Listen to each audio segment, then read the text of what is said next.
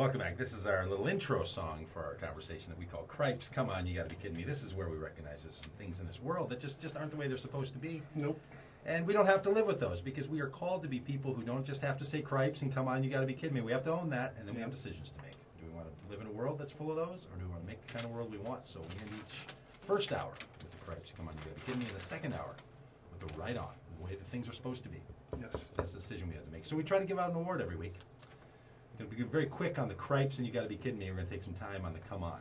Now, if you've ever figured out the rationale for why something gets a Cripes or a come on, or you got to be kidding me. Yeah, what is that? Let me know. Let me know if you figured it out, because there's a pattern in here somewhere. I'm just not sure what it is. All right, so the Cripes goes to me for sneezing into a napkin, cloth napkin at a fancy restaurant. You're not supposed to do that? Apparently not. I mean, I think it's disgusting, but I was unprepared. Yeah. I was unprepared. And I was saying to myself, oh, Cripes. You know, like you got to fold that thing up and give it back. You're supposed to be wiping food off your face, not that's kind of gross. not using it for a Kleenex. Yeah. So I earn it. Fair enough. I got it. The You Gotta Be Kidding Me goes out to the city of Minneapolis for sending me a note about a property that I own there that I'm supposed to cut the trees down, make it look better. And the little heading says, when we keep our neighborhood updated or kept up, that's better for the neighborhood. Oh, really? And right out in front of my house is an old abandoned phone booth. Yeah. That I can't get them to take away because they're going to charge me to take it away. They're going to charge me to take it away. It's vandalized and it's torn apart and it's sitting there and I have to pay to take it away. And then they send me a note about the trees need to be trimmed and we all have a better neighborhood when we keep it up. Mm-hmm. Like I wasn't responsible for that phone booth, yeah. But it's on the sidewalk in front of my house, so I got to pay for it. I think we can take care of that. You got to be kidding me. I'm going to call the mayor on this one. I'm going to literally call Mayor. I'm going to call him and I'm going to say, hey, Mayor, what's up? Yeah. So we'll get him on about that. But the come on, here's where the come on comes from. I was at the grocery store, I was over at the Byerly's, and I walked up to the customer service counter. Now, the customer service counter there is a post office, as well as a place where you make returns. And I'm standing in line, and the woman in front of me took an inordinate amount of time. And, you know, I don't like grocery stores in particular, so I'm always a little sensitive. Yeah. So she took a lot of time, and because she was returning a food item, a food item at the grocery store, to which I said, come on, like you don't come back. And then she returns the food item, and it was, and I didn't even. I was trying not to eavesdrop, to hear what I don't even know where that phrase comes from. I was trying not to eavesdrop on this poor gal to see. I bet it comes from hanging off of an eave and listening into a window. Ooh. I didn't want to know why she was returning this small little package worth $3.41. But I kept saying to myself, standing in line behind this person waiting, like, come on, really? Like the food thing for $3.41, and that got me thinking: what's the total amount of money that you're willing to return something for? So I put up on Facebook and asked some friends, how much is do you have a personal limit to which you say, I'm not going to go return something if it's worth $3.41? That was clearly under my minimum. I don't know what my minimum is. I don't tend to be a returner. Mm-hmm. I think like it's my fault for buying it, whatever. Maybe if it's broken, maybe. But even then, it's like $3. That's just the price of doing business.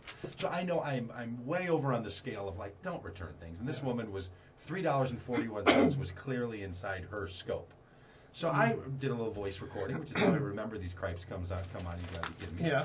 So I make a little voice recording, and this morning I jot down here on the little sheet that we hold. If you're watching online, you can see I have a little sheet. We're prepared in what we're doing around here. This is top-notch radio. It is. And I wrote down grocery store returns $3.41. So that's what we're planning to get into. So then this morning, John and I are in our preparatory meeting over there at the OPH, the site of where I earned the Cripes, I'll have you know. So we're over there at the OPH, and we're talking. And John sits down and said to me right off the bat, "Hey, do you have the Cripes come on? You got to be kidding me set yet?" And I said, "Well, yeah, I do. As a matter of fact," he goes, "because here's what I've got." Yeah. And he launches into this story. Well, first of all, who does their mail transactions at a grocery store, Doug? I mean, come on. But anyway, okay, so I was. So I found this recipe. How does this always happen that I become the bad guy in these stories with you? So I was looking at some recipes. Go to that inner healing somewhere. I want to buy some stuff to prepare this thing, okay? And so I just happen to be out and about, and I go by Whole Foods, and I pick up some spices. And I go home, and lo and behold, I have the spices already, at home. So I'm like, well, I'll just put these in my bag, and if I happen in my journeys to be by Whole Foods, I'll return them, okay? So it turns out you're a returnist. And so, so I happen to be by Whole Foods. I don't have the receipt, okay? But I'm like, well, they're sealed spices, so they'll, at least exchange them for store credit. And they're okay? sealed spices with the Whole Foods brand Yeah, name on them. it's the proprietary brand from Whole Foods that you can only get at Whole Foods. To which you're holding up right now if you're watching online. Yeah, right. And so I get there and I say, hey, I'd just like to exchange these maybe for store credit, and they're like, sorry, sir, we cannot do that. Because you didn't have a receipt? Because I did not have a receipt. Now I could load a grocery cart full of organic lobsters and roll them out to my car and have the store manager with big hoops in his ears that I can play jarts through help me load them into my trunk, but they will not exchange $6.50 worth of spices because I don't have a receipt. Because you didn't have the receipt. Yeah. So we sit down at breakfast today, and John says, I've got the cripes. Come on, you got to be kidding me. They wouldn't return my spices. And what I had on the list for the cripes, and they come on, you got to be kidding me, was somebody that was returning things at a grocery store. So the very thing that I thought was like, who returns things to a grocery store? Come on. You were saying, come on, how can they not take this back at a grocery store? They think I'm running some sort of scam where I'm going around to, buying spices That's and not the trying point. to... You know what they're really sending the message? What? You don't return things to grocery stores. That was the message they were sending. They're making it hard on you just because they're like, who does this?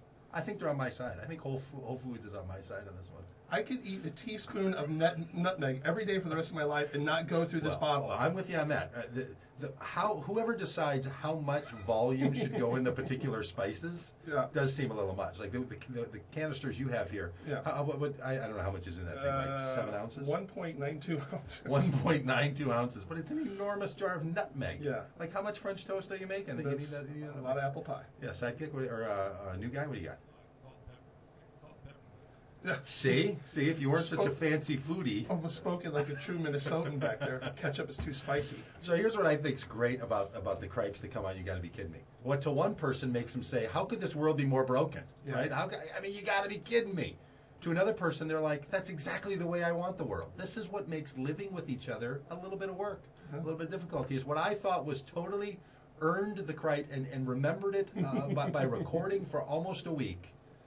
Was the very thing that you were actively pursuing doing, and couldn't believe the grocery store wouldn't let you do that. Hey, and if somebody needs some chili powder or some nutmeg, get a hold of me because I'll give you a great deal on it. You know what? You gonna put it up on Craigslist? Maybe. That's what you ought to do right now. Right now, go on Craigslist and look for the nutmeg and chili powder pack. Yes. Whole Foods, and it's going to be available for how much would you sell it for on Craigslist? $4?